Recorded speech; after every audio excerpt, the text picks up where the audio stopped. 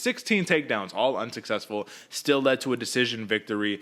It was pretty clear across the board too, right? You know, it was unanimous, 29-28 times 2, 130-27. So nobody really gave this in favor of Aldo, and there's for good reason. Total strikes.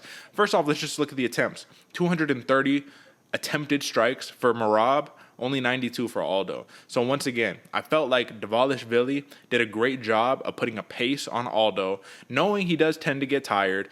Use your grappling so extensively to rake him only think about the grappling, and then when it's time to strike, he got nothing left. Now, Merab did say, I was surprised with Aldo's takedown defense. Honestly, like his takedown defense was a lot more difficult than even I anticipated. However, if I really wanted to, I could have taken him down. I just didn't want to gas myself out.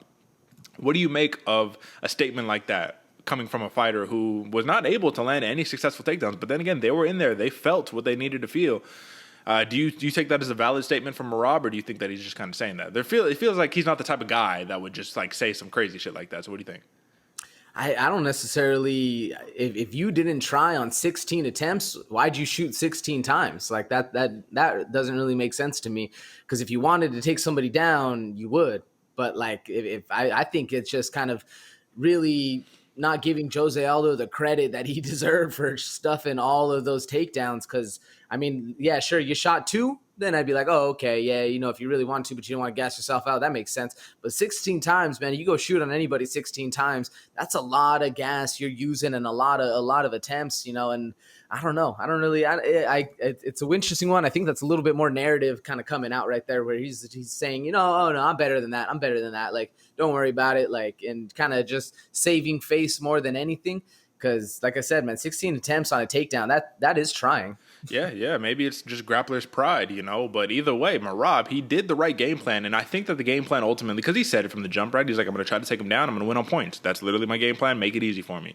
But this is something I didn't think about. I'm like, okay, well, if Aldo could stuff the takedowns, make this a striking contest, I think Aldo could have a lot of success there. One, Aldo refused to throw, so that was definitely problematic. Two, Dvalishvili said, I don't even need to take you down because what I'm going to do is I'm just going to hold you up against the cage and I'm just going to land a little pot shots and I'm going to win the fight that way. And I didn't even think about it from that perspective. And seeing now that it's like, man, didn't Usman kind of do the same thing? You know, like if you think about it, like, can you be mad? Like, you can't, because Usman kind of did the same thing and he was on pace to a major dominant victory. So, man, like this dude Merab, bro. The thing we need to talk about isn't even the plus 150 decision that he had a comeuppance on, right? We don't even need to talk about that. What we need to talk about is now you lined yourself up for a title shot and you fumbled the bag and you say, I'm not fighting my brother Aljo. Stop asking me about this. Dana White gets on the mic and says, oh yeah, this dude, you know, he seems like he's not really, like, he doesn't really know where he wants to move up here. He gets the win, but then he doesn't want to fight for the title. And he was all like, bro, we're laying it all out there for you. We're giving y'all layups.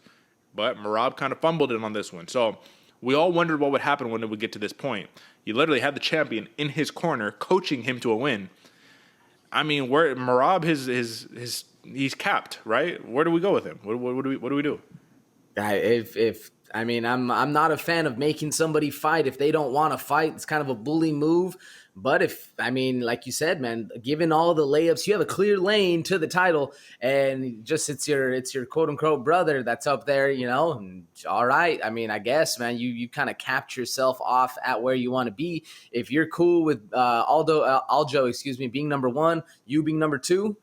Then I guess that's a decision you make. I mean, really, unless Merab wants to either jump down a weight or jump up a weight, that'd be interesting to see. But I think, you know, I don't know, man. It's a weird one because, yeah, sure, you know, you guys train all the time, you know, but if you want, the one goal you have is to be champion, you're just gonna wait. And waiting never pans out in this game. Yeah, and I will just say it's a different sport completely, so it's apples to oranges. But even Gordon Ryan would fight Craig Jones and Gary Tonin at ADC Absolute Trials. Like, they're all teammates, but they would still, you know what I mean? So maybe you just got to, like, I don't know. It's tough. I don't know where to go with this one, man, but I did want to point it out there. He had the opportunity, and it seemed like he massively fumbled this opportunity right here. Still a savage contender that nobody wants to fight. I mean, I wouldn't want to fight the man. You just took number 3. Literally, at this point, you just play the waiting game, wait for the division to pan itself out. And best case scenario for him now, even though it's a worst case scenario still, Aljo loses the title, and now you're ready to go, baby. And now we're fighting for that title. But while Aljo has the title, I guess he's just going to be fighting down, and you're just going to be putting yourself at a greater risk. That's really all it comes down to. But big win. by Merab. That was basically, in my eyes, that was the pay-per-view portion. The Usman Edwards, Costa, Rockhold, and Dvalishvili Aldo right there. Now.